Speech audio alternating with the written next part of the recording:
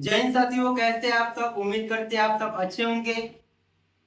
आज हम पढ़ने वाले हैं यूपी पुलिस कांस्टेबल का एमसीक्यू मोस्ट इम्पोर्टेंट। आइए बिना देरी के स्टार्ट करते हैं।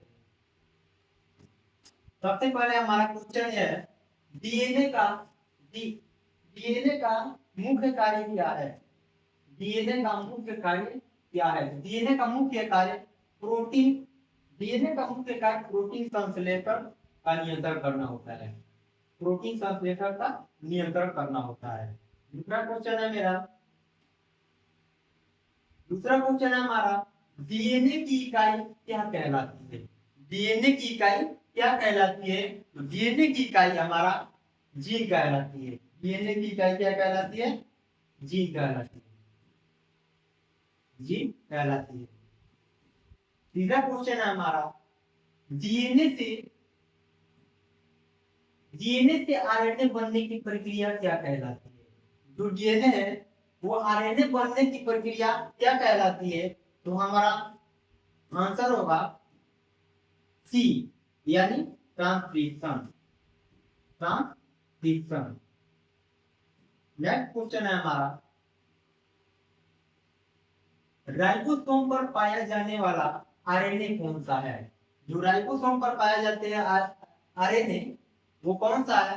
तो हमारा टी आरएनए हो जाएगा। क्या हो जाएगा। Are RNA sorry R RNA हो जाएगा। आर आरएनए हो जाएगा। नेक्स्ट देखते हैं अमीनो अम्ल। अमीनो अम्ल को राइबोसोम तक कौन पहुंचाता है। अमीनो अम्ल को राइबोसोम तक कौन पहुंचाता है। तो हमारा आंसर हो जाएगा बी। हमारा आंसर क्या हो जाएगा बी, यानी टीआरएनए। टीआरएनए क्या करता है, अमीनो अम्ल को राइबोसोम तक पहुंचाता है। तीसरा है आठवां हमारा क्वेश्चन है डीएनए में कौन सी शर्करा पाई जाती है। डीएनए में कौन सी शर्करा पाई जाती है। तो डीएनए में हमारा डीऑक्सीराइबोज पाई जाती है। डीऑक्सी राइबोज पाई जाती है। क्या पाई जाती है, डीऑक्सीराइबोज। सातवां क्वेश्चन है हमारा आरएनए में कौन सी शर्करा पाई जाती है। पहले था हमारा डीएनए, अब क्या आ गया हमारा आरएनए। तो आरएनए में कौन सी शर्करा पाई जाती है। तो आरएनए में राइबोज पाई जाती है। क्या पाई जाती है, राइबोज पाई जाती है। आरएनए में हमारा राइबोज पाई जाती है। अगला क्वेश्चन है हमारा डीएनए में डीएनए में थायमिन टी के साथ कौन जुड़ता है।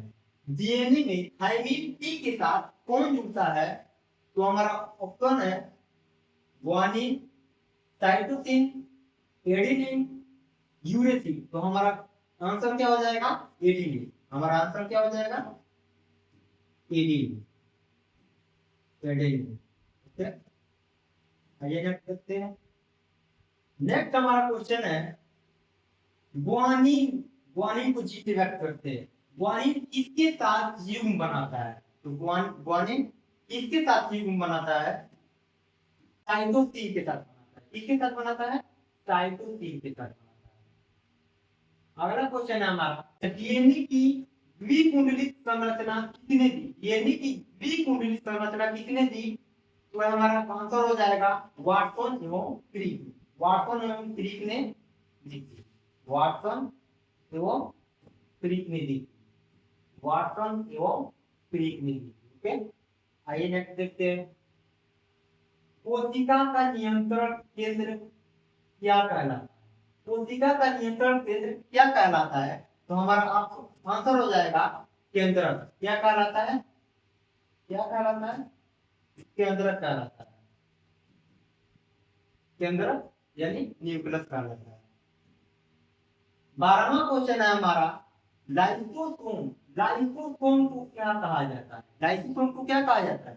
तो लाइसोसोम को आत्मघाती की थैली कहा जाता है।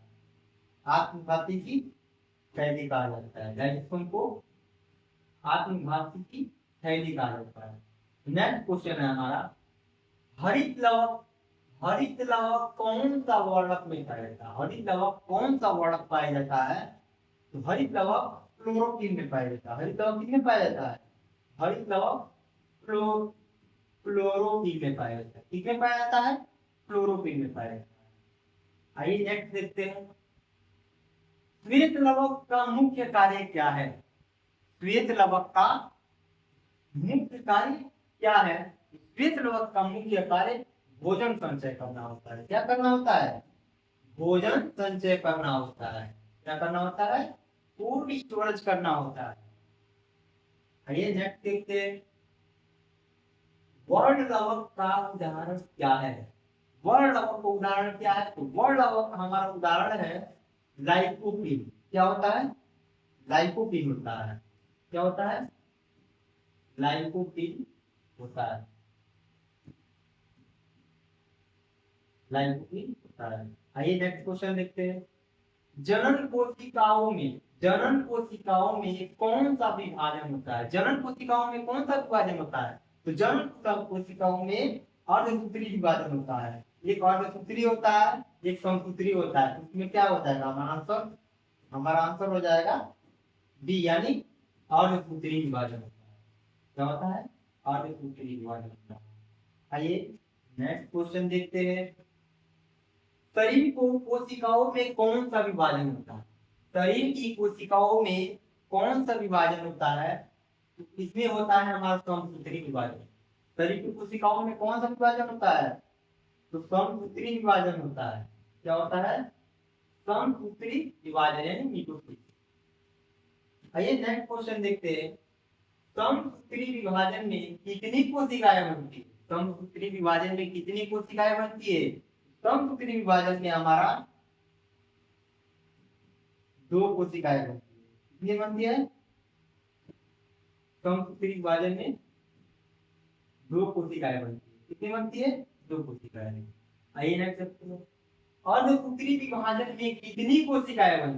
अर्धसूत्री विभाजन, तो अर्धसूत्री में हमारा 4, अर्धसूत्री में कितनी होती है? अर्धसूत्री में 4 विभाजन कोशिकाएं होती है। ठीक है। आइए नेक्स्ट क्वेश्चन देखते हैं, लाइसोसोम यानी लाइसोसोम को क्या कहा जाता है? लाइसोसोम को क्या कहा जाता है? लाइसोसोम को आत्मघाती की थैली कहा जाता है। अभी पीछे वाले पेज में पढ़े थे, लाइसोसोम को आत्मघाती की थैली कहा जाता है। आत्मघाती की थैली कहा जाता है। आइए नेक्स्ट क्वेश्चन देखते हैं, नेक्स्ट क्वेश्चन है हमारा हरित लवक क्लोरोप्लास्ट। तो अंग्रेजी में क्लोरोप्लास्ट। दोस्तों हमारा 21वां क्वेश्चन है, हरित लवक यानी क्लोरोप्लास्ट में कौन सा वर्णक पाया जाता है? हरित लवक यानी क्लोरोप्लास्ट में कौन सा वर्णक पाया जाता है? तो इसमें क्लोरोफिल पाया जाता है। क्या पाया जाता है? क्लोरोफिल पाया जाता है। क्या पाया जाता है? क्लोरोफिल पाया जाता है। आइए हमारा नेक्स्ट क्वेश्चन है, हरित लवक क्लोरो बोलिए, हरित लवक यानी क्लोरोप्लास्ट का मुख्य कार्य क्या है? इसका मुख्य कार्य क्या है हरित लवक का? हरित लवक का मुख्य कार्य है प्रकाश संश्लेषण यानी फोटोसिंथेसिस। क्या होता है? प्रकाश संश्लेषण इसका कार्य है। हरित लवक का कार्य प्रकाश संश्लेषण यानी फोटोसिंथेसिस। आइए नेक्स्ट हमारा क्वेश्चन है, श्वेत लवक यानी लिपोप्लास्ट का मुख्य कार्य क्या है? श्वेत लवक का मुख्य कार्य क्या है? श्वेत लवक का मुख्य कार्य भोजन का संचय करना होता है। क्या होता है? भोजन का संचय करना होता है, फूड स्टोरेज करना होता है। आइए नेक्स्ट देखते हैं, टमाटर का लाल रंग किस वर्ण के कारण होता है? टमाटर का लाल रंग किस वर्ण के कारण होता है? तो लाइकोपीन के कारण होता है। किसके कारण होता है?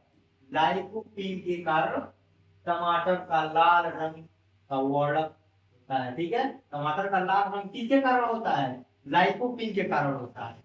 आइए हमारा नेक्स्ट क्वेश्चन है, गाजर का नारंगी रंग किस वर्ण के कारण होता है? तो गाजर है उसका नारंगी रंग किसके कारण होता है? तो ये कैरोटीन के कारण होता है। किसके कारण होता है? कैरोटीन के कारण होता है। किसके कारण होता है? कैरोटीन के कारण होता है। दोस्तों घबराने की जरूरत नहीं है। आइए नेक्स्ट देखते हैं, चुकंदर यानी बीट रूट में कौन सा वर्ण पाया जाता है? चुकंदर में कौन सा वर्ड पाया जाता है? चुकंदर में बेटानिन पाया जाता है। क्या पाया जाता है? चुकंदर में बेटानिन पाया जाता है। क्या पाया जाता है? बेटानिन पाया जाता है। नेक्स्ट क्वेश्चन हमारा, केंद्रक के न्यूक्लियस की खोज किसने की? केंद्रक की खोज, केंद्रक की खोज किसने की? केंद्रक की खोज रॉबर्ट ब्राउन ने की। क्या किसने की थी? ये क्लास 10 में आपने पढ़ा होगा। केंद्रक की खोज रॉबर्ट ब्राउन ने की। ठीक है, आइए नेक्स्ट देखते हैं। मानव में गुणसूत्रों की संख्या कितनी होती है? मानव में जो गुणसूत्रों की संख्या होती है वो कितनी होती है? 46 होते हैं। मानव में गुणसूत्रों की संख्या कितनी होती है? 46 होती है। आइए हमारा नेक्स्ट क्वेश्चन देखते हैं। गुणसूत्रों में आनुवंशिक इकाई क्या कहलाती है? गुणसूत्रों में आनुवंशिक इकाई क्या कहलाती है? गुणसूत्रों में आनुवंशिक इकाई क्या कहलाती है? जीन कहलाती है। क्या कहलाती है?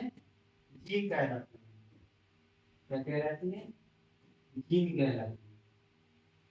नेक्स्ट क्वेश्चन है हमारा, डीएनए की ग्रीक कुंडली संरचना किसने प्रतिपादित किया? यानी डीएनए की ग्रीक कुंडली संरचना किसने किसने प्रतिपादित किया यानी खोज किया? तो इसका आंसर हो जाएगा हमारा वाटसन एवं क्रिक ने किया था। किसने किया था? वाटसन एवं क्रिक ने किया था। वाटसन एवं क्रिक ने किया था। किसने किया था? वाटसन एवं क्रिक ने किया था। दोस्तों, वीडियो पसंद आया हो तो वीडियो को लाइक, शेयर एंड सब्सक्राइब जरूर कीजिएगा। आइए मिलते हैं नेक्स्ट वीडियो में, तब तक के लिए धन्यवाद।